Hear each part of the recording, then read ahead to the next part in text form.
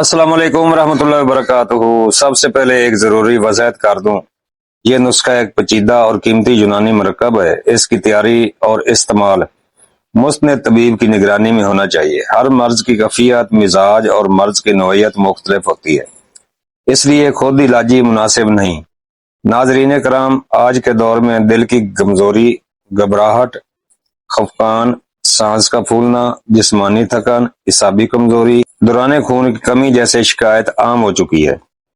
ذرا سی ذہنی دباؤ پر دل کی دھڑکن تیز ہو جاتی ہے، بیٹھے بیٹھے گھبراہٹ شروع ہو جاتی ہے، تھوڑا چلنے پر تھکن محسوس ہوتی ہے۔ شوگر کے مریضوں میں ہاتھ پاؤں کی بے حسی، نوجوانوں میں کم عمری میں کمزوری۔ طب یونانی کے مطابق جب قوت قلب کمزور ہوتی ہے تو اس کے اثرات پورے جسم پر ظاہر ہونے لگتے ہیں۔ کیونکہ دل عضو رئیس ہے، انہیں کیفیت کے پیش نظر اتباع نے ایک جامع مرکب ترتیب دیا ہے جسے جواہر مورا کہتے ہیں۔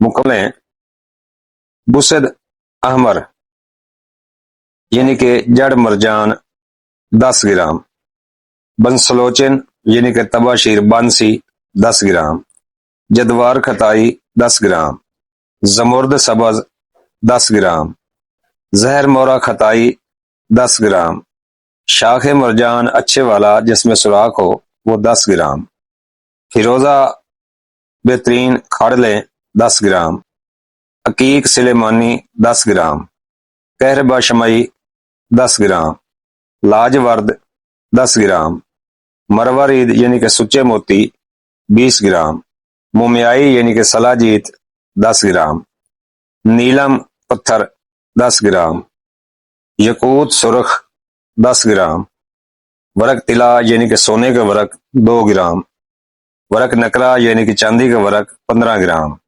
امبر اشب یعنی کہ سفید امبر 1 گرام، مشک یعنی کستوری 1 گرام، یشب سبز پتھر 10 گرام، مستگی رومی 10 گرام، ارکے گلاب 750 ملی لیٹر، ارکے کیوڑا اصلی والا لیں 750 ملی لیٹر، اور ارکے گلاب سے اچھا لیں۔ سب سے پہلے دوستو تمام حجریات اور جواہرات کو الگ الگ بریک کر کے ارکے گلاب میں رگڑائی کریں، یہاں تک کہ آپ کی پوروں میں داخل ہونا شروع ہو جائے، نینو پارٹیکل میں تبدیل ہو جائے، کشتہ تیار تاکہ وہ مکمل نرم اور قابل جذب ہو۔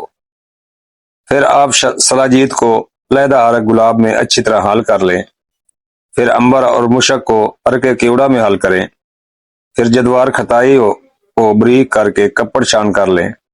اب رہ گئی مستگی رومی کہ پاؤڈر کیسے کرنا ہے۔ بہت سے حکماء کو پتہ ہی نہیں ہے کہ اس کا پاؤڈر کیسے کیا جاتا ہے، تو آئیں دوستو اس راز سے بھی پردہ اٹھاتا ہوں۔ مستگی رومی لے لیں اور اسے شاپر یا کاغذ میں ڈال کر ہلکی ڈھیلی سی پوڑی بنائیں اور فریج کے برف والے خانے میں رکھ دیں۔ رات بھر پڑا رہنے دیں، صبح نکال کر نرم ہاتھوں سے کھرل کریں گے تو یہ پاؤڈر ہو جائے گی۔ زور نہیں لگانا، بس جلدی جلدی نرم ہاتھوں سے کھرل کریں، جب پاؤڈر ہو جائے تو شامل کریں۔ کہربا شمعی کو بھی بریک کر کے کپڑ چھان کر لیں۔ اب کھرل میں تمام کشتہ جات اور صفوف ڈال کر مسلسل رگڑائی شروع کریں۔ سب سے پہلے سلاجیت ملا ہوا ارک شامل کریں اور کھرل کریں، پھر امبر و مشک والا ارک شامل کریں، آخر میں باقی ارک گلاب شامل کر کے مسلسل کھرل کرتے رہیں۔ یاد رکھیں کم از کم 2 بوتل ارک گلاب سے اچھا خانہ ساز کھرل کر دیں۔ بازاری ارک ہرگز استعمال نہ کریں ورنہ جوہر مورا کام نہیں کرے گا۔ گھر میں خود تیار کریں، یہ بہت ضروری ہے تاکہ مرکب مانند غبار نرم ہو جائے، ہم جنس کیفیت اختیار کر لے۔ آخر میں خشک کر کے ہوا بند شیشی میں محفوظ کریں۔ اس کی مکمل فائد ضعف قلب کے لیے، خفقان کے لیے، اختلاج القلب کے لیے، عمومی جسمانی کمزوری کے لیے، اعصابی تھکن کے لیے، دوران خون کی کمی کے لیے، ضعف باں کے لیے، جسمانی کمزوری اور دل کی تمام امراض میں مجرب ہے۔ اور یہ یاد رکھنا ضروری ہے کہ ہر مریض کی حالت بھی مختلف ہوتی ہے، اس لیے مقدار اور طریقہ استعمال طبیب کی صوابدیدی پر منحصر ہوتا ہے۔